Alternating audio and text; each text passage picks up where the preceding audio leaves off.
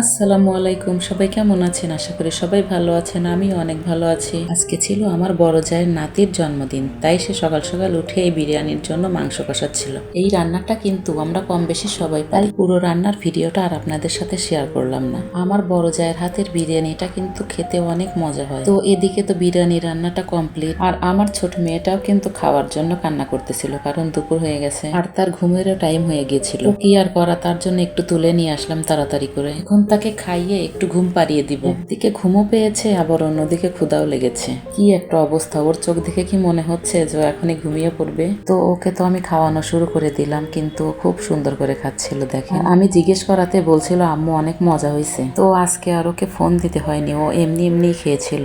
আর এমনি তো আমার সোনা পাখিটা বিরিয়ানি খেতে অনেক পছন্দ করে। আলহামদুলিল্লাহ, আমি যতটুকু ওর জন্য এনেছিলাম সবটুকুই কিন্তু ও খেয়ে নিয়েছিল। তো খাওয়া দাওয়া শেষ করে আয়নার সামনে দাঁড়িয়ে দেখুন কি ঢং করতেছিল। সে বিছানায় যে একা একাই বালিশে শুয়ে পড়েছিল। তো প্রত্যেকদিন দুপুর বেলায় ওকে আমি ঘুম পাড়িয়ে দিই, তার জন্য তার ঘুম না আসলে চলবেই না। এদিকে বালিশে শোয়ার পর কিন্তু আমাকে ডাকতেছিল, বলছিল আম্মু আমার কাছে এসে শো। আর এদিকে তো আমি যদি কাছে না শুই তাহলে তো সে ঘুম আসবেই না। দেন ওর কাছে শোয়ার পর ও আমাকে বলতেছিল আম্মু আমি বাবার কাছে যাব।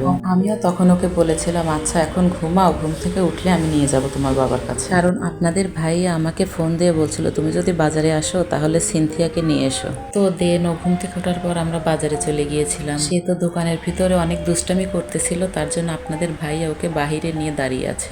দেখুন আমার মেয়েটা কিন্তু এখন ফুপি হয়ে গেছে, তাই তার ভাতিজার জন্য কেক নিতে এসেছিল। তো তারপর আমাদের দোকানের পিচ্চিটা কেকের উপর সুন্দরভাবে নাম লিখে দিচ্ছিল, আর আমার মেয়েটাও তার বাবার কাছে বায়না করতেছিল যে আব্বু আমাকেও একটা কেক দেওয়া, আমারও জন্মদিন। তারপর তার বাবা বলতেছিল এই কেকের উপর নাম লেখা হয়ে গেলে আর একটা কেকের উপর সিনথিয়ার নাম লিখে দিয়ে দাও। আর ভাতিজার জন্য নিয়েছিলাম আমরা চকলেট কেক, আর তার জন্য কিন্তু ভ্যানিলা কেক নিয়েছিলাম। যেহেতু আমাদের দোকানে অনেক কেক সেল করা হয়, প্রায় সময় বাচ্চা কাচ্চাদের জন্য কেক নিয়ে যাওয়া হয়, আর বাচ্চারা তো এই কেক অনেক পছন্দ করে খেতে। আর কেক খাওয়ার জন্য কিন্তু এখন অকেশনের প্রয়োজন হয় না কোনো, এমনিতেও এই কেক বাচ্চারা সব সময় খেতে পছন্দ করে। তো এই যে ভ্যানিলা কেকের উপর সিনথিয়ার নাম লেখা হচ্ছে, আর সে কিন্তু জন্মদিনের ক্যাপও পরে নিয়েছে। তারপর নাম লেখা শেষ হলে আমরা এখন বাসায় চলে যাব, তার জন্য আপনাদের ভাইয়া রিক্সার জন্য দাঁড়িয়ে আছে। দেখুন কোলে থেকেই আমার পাকনা বুড়িটা কি যে দুষ্টামি করতেছিল, সে কিন্তু কেক দেখে মহা খুশি। তারপর তো আপনাদের ভাই একটা রিক্সায় আমাদের উঠিয়ে দিল। আমরা মা মেয়ে এখন বাড়ির উদ্দেশ্যে রওনা হয়ে গেলাম। আর রিক্সা কিন্তু ওকে ধরে রাখা আমার পক্ষে খুবই কষ্টকর হয়ে যাচ্ছিল, কারণ আমার হাতে অনেক কিছু ছিল। তো অবশেষে এখন আমরা বাসায় এসে পৌঁছালাম। তো দেখুন আপনাদের ভাইয়া কত কিছু বাজার করে আমার কাছে দিয়ে দিয়েছে। তার আসতে অনেক রাত হয়, তার জন্য আমার কাছে সব বাজার দিয়ে দিয়েছে। এখন বোরকা খুলে বাজারগুলো আমি গুছিয়ে রাখবো। দেন এখানে কিন্তু দুইটা কেকও আছে, একটা সিনথিয়ার একটা নাবিলের। তো যেহেতু বিকেল হয়ে গিয়েছিল তার জন্য বাজারগুলো গুছিয়ে একটু ছাদে চলে গিয়েছিলাম। বিকেল বেলা কিন্তু ছাদে যেয়ে বসে থাকতে ভালোই লাগে। আমাদের বাড়ি যেহেতু নদীর সাথেই, তাই খুব সুন্দর বাতাসও লাগে।